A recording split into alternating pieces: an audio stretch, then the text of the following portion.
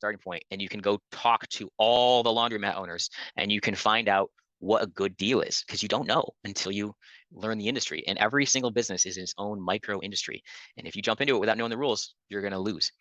So you want to have 100 opportunities so you can pick the one that's good for you, or even better, 1,000 opportunities so you can pick the one that's good for you. And that's the way to approach it. Okay, so that's step one. Figure out what type of business you want to be in, and then work backwards. Because you might hate that business and have to get out of it later, and it's a lot harder to get out of a business than it is to get in it. At least that's my opinion. All right. So how do you find a deal? So you've selected ice machines, laundromats, roofing. How do you find the company that's going to sell to you? Well, there's a lot of advice about this, but it's really simple. You just look up businesses that exist, and then you reach out to them and say, "Hey, I am looking for a business just like yours." Just send them an email or something very non-committal, like just something that says, "I'm interested in you. If you ever are interested in selling, this is my number," and just send that to them. Send that to 100 people. If you don't send it to 100 people, you're not even trying, and then let it sit. Those people will read that information. It's good to know they got it. Find out if they got it. Make sure they got the information. Don't you dare pressure them, because if you pressure them, then you've created urgency on your side. I never remember that word when I want to remember it. Got to ask David what that word is every time. The person that shows urgency and desperation, they're the ones that lose. You don't want to be that guy. You want to find the person that does have desperation, and then they're going to be willing to give you very favorable terms so that they can get out. Okay, so you reach out to 100 or more, or constantly, maybe you don't ever stop, businesses in the niche that you've decided to get into, and then you just make conversations, meet them, find what their problems are, see if there's a way you can help each other. Because buying a business, just like everything should be, and how our whole society works, is a mutual beneficial relationship. You're not trying to screw anyone. You are trying to solve a problem for them. And their problem is they have a business that they don't want anymore, or they have to get out of. Maybe they have a health problem that came up and they can't run the business anymore. Maybe they have a family member that had a financial crisis and it sucked all, and they need the cash, or they've got another big dream that they have to chase. There's so many reasons they could be wanting to get out of a business, and you'll never know them. And so you just make yourself available for conversation. And when those things come up, then you say, "Hey, I can solve this for you. I can take this off your hands."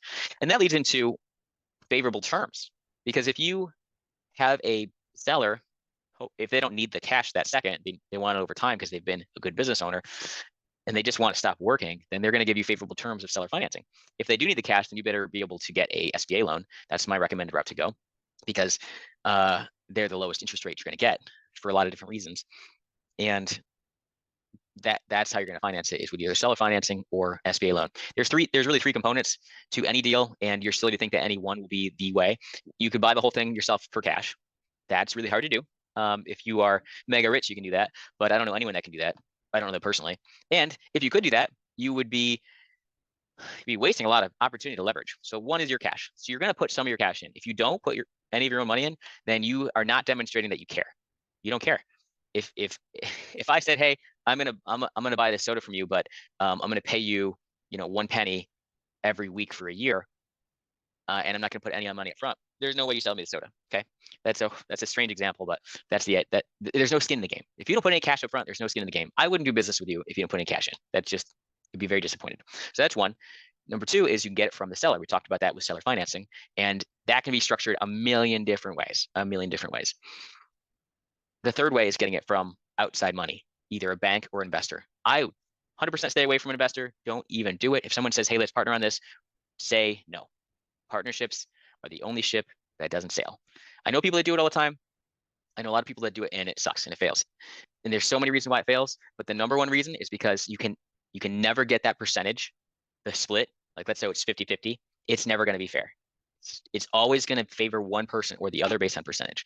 Partnerships really only make sense when the pie clearly gets bigger because they're both involved. All right. If you just need somebody's money, you know what the solution is? You borrow it and you pay it back with interest. It is really, really clear. No equity. Don't do that. Okay. So if you get outside money, make it debt. All right. And if somebody is trying to push you towards being your investor so they get a chunk of your hard work, then I just can't believe that they have your best interest at heart. I just can't. They're trying to take advantage of a good situation for them. They're not doing that what's best for you and best for me. They're doing what's best for them. Okay. So that's my advice, is you can take it debt. And so I think that all three of those should be together. I'm a super strong Christian, and I know a lot of Christians don't like debt. It's a different age than it was before banking. Like, banking exists and you can use it to do smart things. and just be responsible. Now, debt should never be dominating your life, because then you live for the debt, but you can have a healthy relationship with it.